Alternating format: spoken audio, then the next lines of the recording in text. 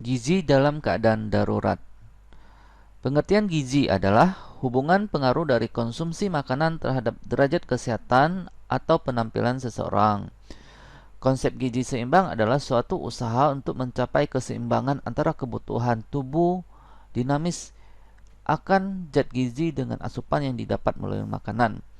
Keseimbangan antara berbagai macam zat gizi seperti karbohidrat, vitamin dan mineral, protein, lemak dalam makanan yang dikonsumsi. Tujuannya adalah agar tubuh cukup dan bisa mengfungsikan, contohnya fungsi vital seperti kerja otak, jantung, paru, ginjal, usus, kemudian agar tubuh kita bisa beraktivitas, kerja otot bergaris, kemudian agar pertumbuhannya dengan baik, bisa membentuk tulang, otot, organ lain pada tahap tumbuh kembang, kemudian menjaga imunitas, melindungi tubuh agar tak mudah sakit, kemudian perawatan jaringan, kalau ada luka bisa mengganti sel-sel yang rusak, kemudian sebagai cadangan gizi, persediaan zat gizi untuk menghadapi keadaan darurat. Akibat dari gizi tidak seimbang bisa dari kurang energi dan protein, bisa anemia gizi besi, bisa gangguan kurang yodium, bisa kurang vitamin A, bisa kegemukan dan obesitas, dan bisa penyakit degeneratif seperti penyakit jantung, stroke, dan lainnya. Konsep bencana atau disaster. Fenomena terjadi kerentanan, kemudian terjadi impact. Disaster adalah suatu krisis akibat kegagalan manusia untuk berinteraksi dengan lingkungan fisik dan sosialnya. Disaster dapat menghapus kapasitas individu dan masyarakat untuk mengatasi masalah yang dihadapinya. Disaster adalah dampak atau impact, merupakan suatu konvergensi dari dua peristiwa, yaitu risiko fenomena dan kerentanan. Konsep bencana, suatu peristiwa yang pada umumnya terjadi secara tiba-tiba dan tidak terduga, dapat mengakibatkan gangguan lingkungan, menimbulkan kematian dan gangguan kesehatan, kerusakan harta benda. Situasi ini mengakibatkan terjadinya pola kehidupan yang normal, menimbulkan kesengsaraan dan keputusasaan, mengganggu struktur sosial ekonomi, merubah keadaan dari lingkungan sehingga diperlukan bantuan dan intervensi dari luar untuk mengatasinya. Kerentanan, ketidakmampuan masyarakat untuk menyerap efek dari suatu perubahan yang tertentu di dalam lingkungan. Individu atau masyarakat sangat rentan terhadap bencana bila mereka lemah posisinya untuk mengelola krisis. Jenis kerentanan itu bisa dari fisik, bisa dari organisasi, bisa dari psikologi. Langkah penanganan gizi dan penanganan kondisi darurat: segera menyelenggarakan dapur umum sekitar 1-2 minggu. Kemudian ransum bahan makanan mentah, alat masak sederhana, kemudian bantuan pangan 2100 kalori per orang per hari, terdiri dari 50 gram protein dan 40 gram lemak. Survei status gizi, cari malnutrisi akut balita dengan berat badan dan tinggi badan lebih kurang dari 2 standar deviasi. Kemudian penilaian situasi gizi darurat, daerah darurat gizi, daerah darurat gizi terbatas, dan bukan daerah darurat gizi. Penilaian gizi darurat berdasarkan standar deviasi. Faktor pemberat, misalnya kematian pada balita, campak, malaria, adanya infeksi saluran pernapasan atas, kemudian diare, SHIV, kemudian disentri. Tindak lanjut terhadap situasi gizi darurat. Di daerah darurat gizi, pemberian PMT darurat, semua balita harus diberi PMT tanpa memandang status gizinya. Pada daerah darurat gizi terbatas, pemberian PMT darurat terbatas hanya balita dengan berat badan dan tinggi badan di bawah -2 standar deviasi yang mendapatkan PMT. Pada daerah bencana, semua balita dengan berat badan per tinggi badan di bawah -3 standar deviasi harus diberi PMT terapi. Dosis pemberian PMT darurat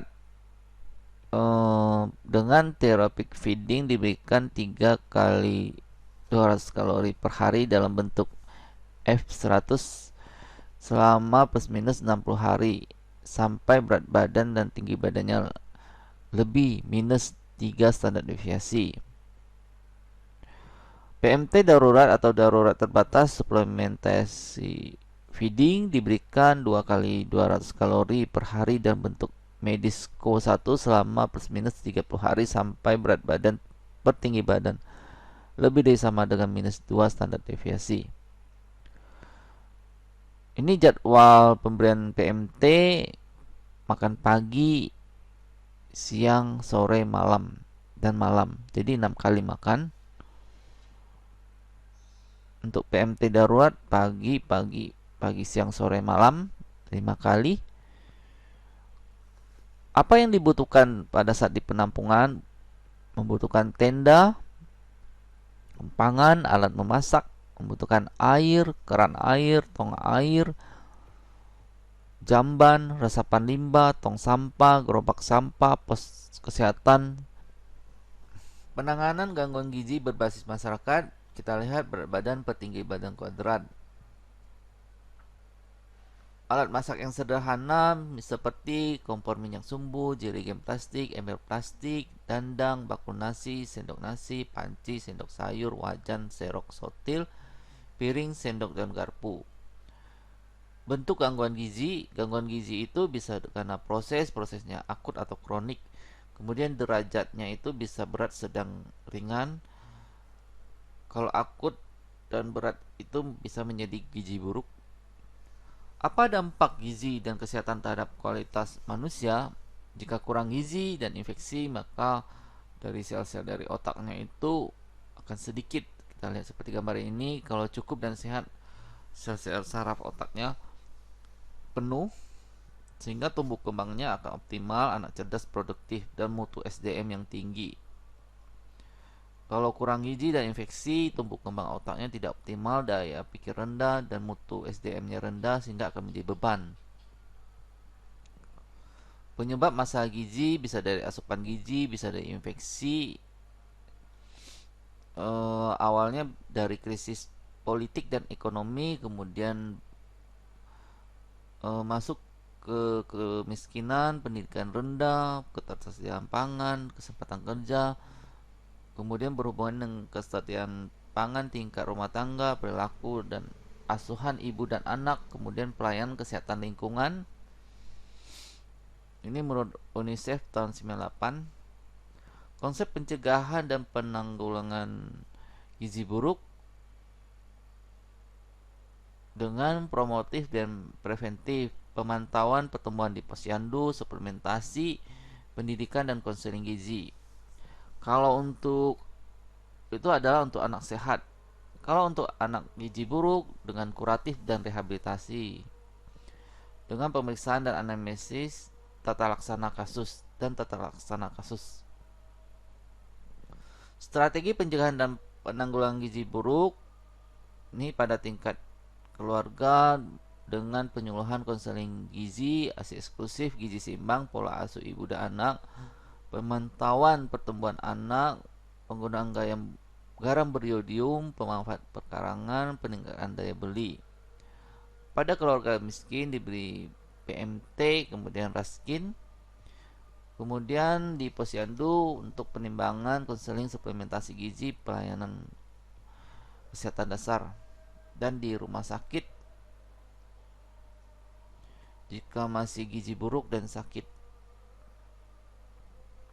Ini contoh gizi buruk kwashiorkor. Ini contoh gizi buruk marasmus. Ini contoh kekurangan gizi X3B, XS. Ini contoh kurang zat besi atau B12. Ini contoh kekurangan dari zinc atau seng, kelainan kulit. Ini contoh dehidrasi, turgor kulitnya menurun. Terima kasih, semoga bermanfaat.